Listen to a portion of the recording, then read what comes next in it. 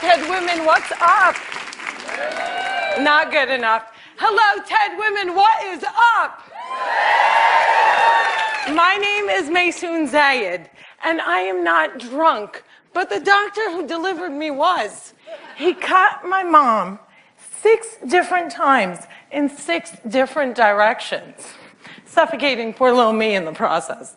As a result, I have cerebral palsy, which means I shake all the time. Look. It's exhausting. I'm like Shakira meets Muhammad Ali. CP is not genetic. It's not a birth defect. You can't catch it. No one put a curse on my mother's uterus, and I didn't get it because my parents are first cousins, which they are. It only happens from accidents, like what happened to me on my birthday. Now, I must warn you, I'm not inspirational. I don't want anyone in this room to feel bad for me, because at some point in your life, you have dreamt of being disabled. Come on a journey with me. It's Christmas Eve. You're at the mall. You're driving around in circles looking for parking. And what do you see? 16 empty handicap spaces. And you're like, God, can't I just be a little disabled?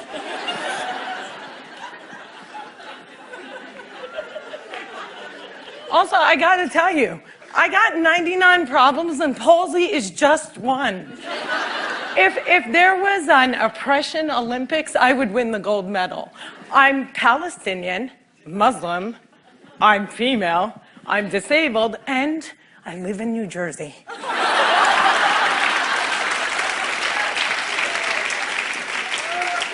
If you don't feel better about yourself, maybe you should. Cliffside Park, New Jersey is my hometown. I have always loved the fact that my hood and my affliction share the same initials. I also love the fact that if I wanted to walk from my house to New York City, I could. A lot of people with CP don't walk, but my parents didn't believe in can't. My father's mantra was, you can do it. Yes, you can.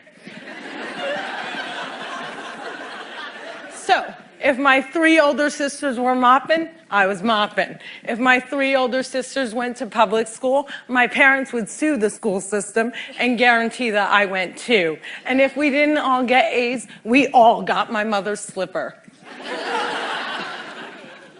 My father taught me how to walk when I was 5 years old by placing my heels on his feet and just walking. Another tactic that he used is he would dangle a dollar bill in front of me and have me chase it. My inner stripper was very strong, and by the first day of kindergarten, I was walking like a champ who had been punched one too many times. Growing up, there were only 6 Arabs in my town, and they were all my family. Now there are 20 Arabs in town, and they are still all my family. I don't think anyone even noticed we weren't Italian.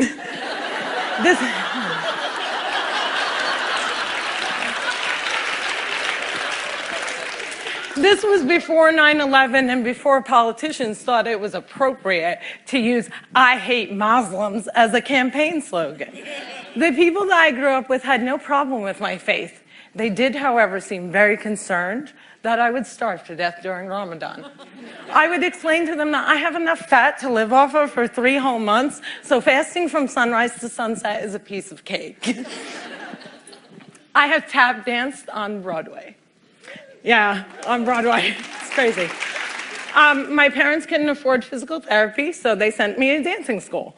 I learned how to dance in heels, which means I can walk in heels. And I'm from Jersey, and we are really concerned with being chic. So if my friends wore heels, so did I. And when my friends went and spent their summer vacations on the Jersey Shore, I did not. I spent my summers in a war zone because my parents were afraid that if we didn't go back to Palestine every single summer, we'd grow up to be Madonna.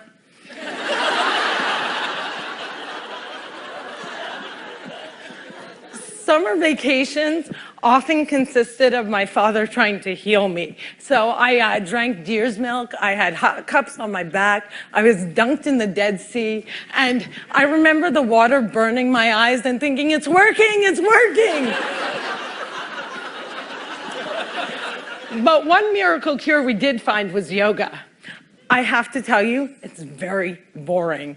But before I did yoga, I was a stand-up comedian who can't stand up. And now I can stand on my head. My parents reinforced this notion that I could do anything, that no dream was impossible. And my dream was to be on the daytime soap opera General Hospital. I went to college during affirmative action and got a sweet scholarship to ASU, Arizona State University, because I fit every single quota. I was like the pet lemur of the theater department. Everybody loved me. I did all the less than intelligent kids' homework. I got A's in all of my classes, A's in all of their classes. Every time I did a scene from The Glass Menagerie, my professors would weep.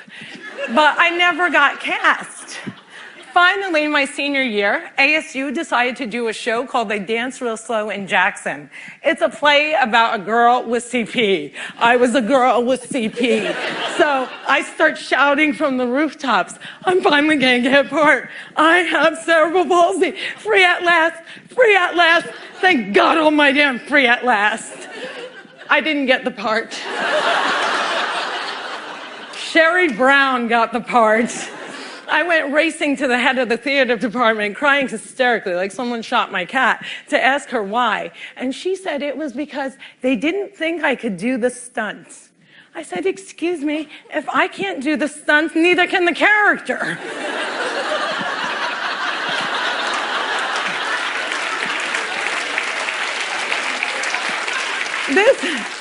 This was a part that I was literally born to play, and they gave it to a non-palsy actress. College was imitating life. Hollywood has a sordid history of casting able-bodied actors to play disabled on screen. Upon graduating, I moved back home, and my first acting gig was as an extra on a daytime soap opera. My dream was coming true, and I knew that I would be promoted from diner to wacky best friend in no time. But instead, I remained a glorified piece of furniture that you could only recognize from the back of my head. And it became clear to me that casting directors didn't hire fluffy ethnic disabled actors. They only hired perfect people, but there were exceptions to the rule. I grew up watching Whoopi Goldberg, Roseanne Barr, Ellen, and all these women had one thing in common. They were comedians. So I became a comic.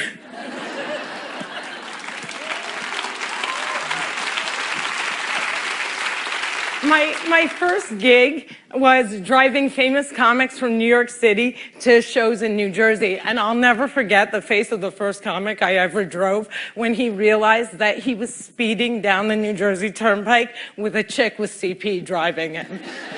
I performed in clubs all over America, and I've also performed in Arabic in the Middle East, uncensored and uncovered. Some people say I'm the first stand-up comic in the Arab world. I never like to claim first, but I do know that they never heard that nasty little rumor that women aren't funny and they find us hysterical. In 2003, my brother from another mother and father, Dean Obidallah, and I started the New York Arab American Comedy Festival, now in its 10th year. Our goal was to change the negative image of Arab Americans in media, while also reminding casting directors that South Asian and Arab are not synonymous.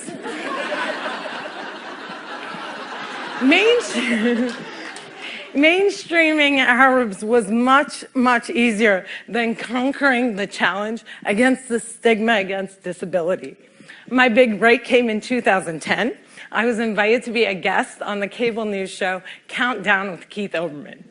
I walked in looking like I was going to the prom, and they shuffle me into a studio and seat me on a spinning rolling chair. So I looked at the stage manager and I'm like, excuse me, can I have another chair? And she looked at me and she went, 5, 4, 3, 2, and we were live, right? So I had to grip onto the anchor's desk so that I wouldn't roll off the screen during the segment. And when the interview was over, I was livid. I had finally gotten my chance and I blew it. And I knew I would never get invited back. But not only did Mr. Oberman invite me back, he made me a full-time contributor and he taped down my chair.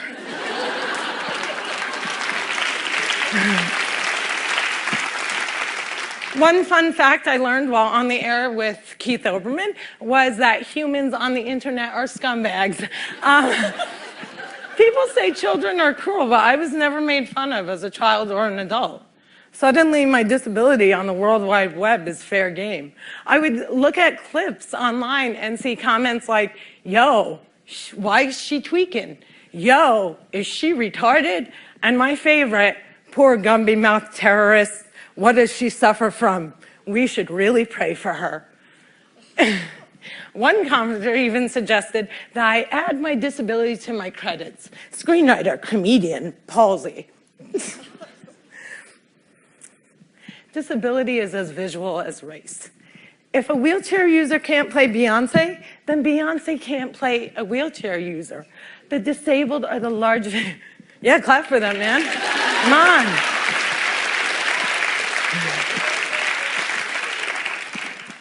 People with disabilities are the largest minority in the world, and we are the most underrepresented in entertainment. The doctor said that I wouldn't walk, but I am here in front of you. However, if I grew up with social media, I don't think I would be. I hope that together we can create more positive images of disability in the media and in everyday life. Perhaps if there were more positive images, it would foster less hate on the internet. Or maybe not. Maybe it still takes a village to teach our children well. My crooked journey has taken me to some very spectacular places. I got to walk the red carpet, flanked by soap diva Susan Lucci and the iconic Lorraine Arbus. I got to act in a movie with Adam Sandler and work with my idol, the amazing Dave Matthews. I toured the world as a headliner on Arabs Gone Wild. I was a delegate representing the great state of New Jersey at the 2008 DNC, and I founded Maysoon's Kids, a charity that hopes to give Palestinian refugee children a sliver of the chance my parents gave me. But the one moment that stands out the most was when I got, before this moment,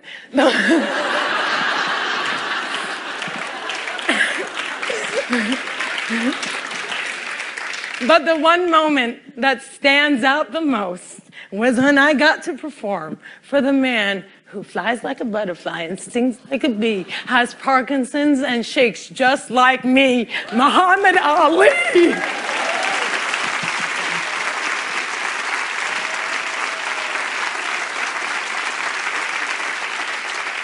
It was the only time that my father ever saw me perform live, and I dedicate this talk to his memory. Allah yarhamak yaba.